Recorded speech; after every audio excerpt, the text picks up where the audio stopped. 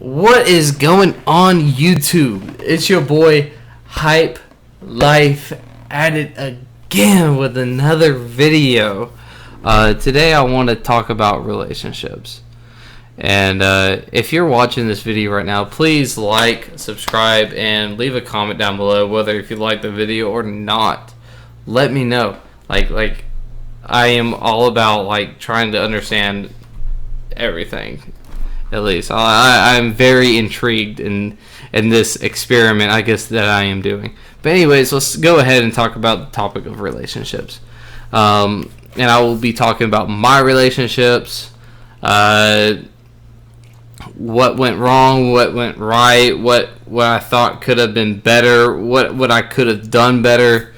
But anyways, let me get into it. And yes, I have a book in my hand, so. And it's one of the first books I picked up during quarantine, actually, and it goes this way. So it's called the 5 Love Languages: The Secret to Love That Lasts, by Gary Chapman. It's this book right here. If y'all want to look at it, I think it's more meant for married couples. Sorry, I hit the mic, but. I'm pretty sure it's more meant for married couples, but I mean, why not a younger generation that are single, that have not had that experience of trying to get to that point where you're engaged and married, you know?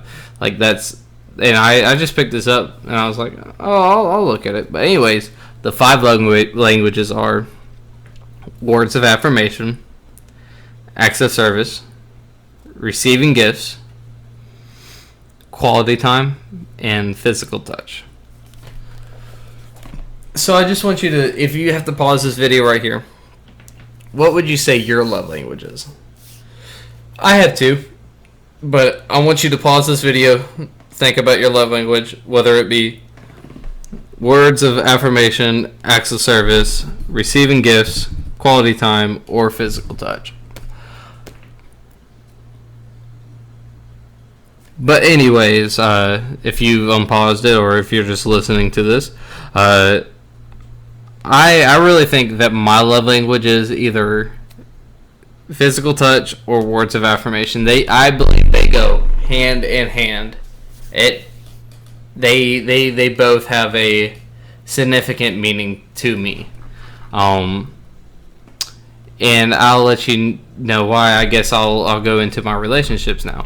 So I would say I'll go from my worst relationship to my last relationship, because I am on a journey right now of finding I guess you could say, a significant other, but it's an interesting journey that I'm going through, especially through quarantine, since I've had so much time by myself. I actually kind of like having this time by myself because I'm able to give myself what I need, but or at least I've found a way to give myself what I need so I could be better for others.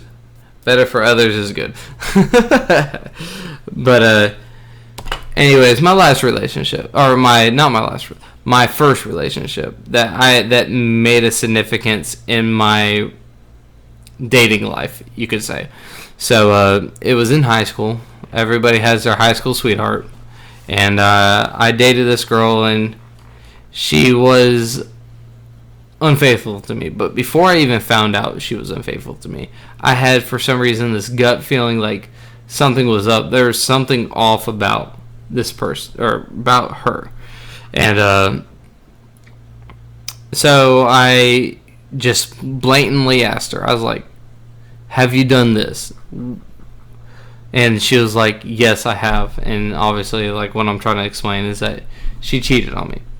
And I was like, why did you do this? And I just kind of went off on her, and then I went home. I didn't talk to her for a couple days, and I was just writing, or at least a day, and I was writing down words of why would you? I was trying to be this, trying to be that, what I wanted to be for this girl. And you could say that I was too young. I was high on love, or too much of a puppy love phase. But I mean, love is love, and like that's what I felt, and it's like I haven't really felt that way in a long, long time. Even with my last relationship, I couldn't say it was as strong as that day was. But anyways, going back to that, and we ended up still dating, and it just was one of the worst experiences of my dating life. But I learned a lot from it, I could say. But I also brought a lot of that into my other relationships. And having those other relationships, I always brought the jealousy card, do you like I was just the person that wanted to make sure, like I needed those words of affirmation throughout my life, like with my relationships, and like having those words were very reassuring for me, and I love to hear that, like, oh, you actually really do love me, because I was in a relationship before where someone did not love me at all. And it really means a lot when I got those things. So whether it be with like there's like I said at the beginning of the video, there's 5 love languages. Whatever stands out to you is probably, but I would say words of affirmation is one of them. I would say is actually the most. I've just figured that out. It's the most important thing for me, and then it would come physical touch. But anyways, and I brought all that jealousy into my later relationships, and I really thought I got over it by, 2 years later. I thought I was completely over it, but I wasn't. I thought I was over it 3 years later, 4 years later, I wasn't. I would say by the 3rd to 5th year, I finally figured out, like, everything's going to be okay. You just need to judge the person for who they are, not what you've dealt for in the past. And with my my most recent relationship, I'm not going to name any names, like I said, but anyways, with that relationship, it went some sort of like this. It went from I was in a career where I was having more free time and I was doing more things, and I was able to go out and have fun, spend more time with her and everything. And then it got to the point where that job just wasn't working out. And I feel like a career has a lot to weigh on in a relationship, from this last relationship that I found out. Anyways, it went from, like, being able to see her every day, or being able to, like, really have a really felt conversation with her, and on, like, either FaceTime or in person, to, maybe once a week. And I was still every day trying to message her at least and talk to her that way, and it just wasn't cutting out, and it ended up, I believe, in a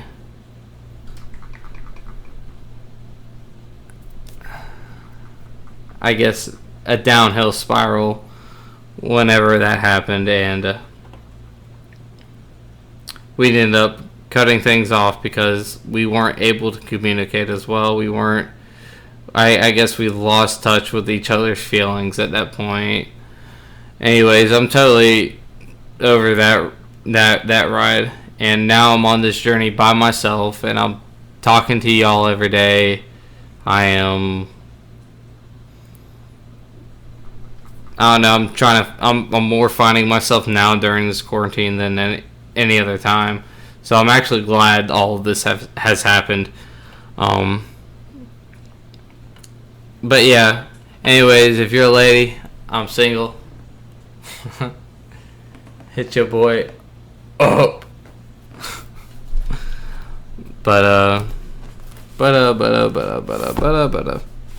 yeah, that's the 5 love languages, and like my relationships and everything. And if you have any questions about your relationship and what you're going through, just don't let jealousy take control of you. If it's a new person that you're dating or something like that, let the rawness come from them first before you judge them from someone else's actions. So, but like I say in every end of my video, it'll never get done. Or if you don't start now, gosh, I always mess it up. If you don't start now, it'll never get done. So, much peace, much love, and I'll see you in the next one. I'll see you tomorrow, actually, because that's when the next video is going to come out, is tomorrow. Peace.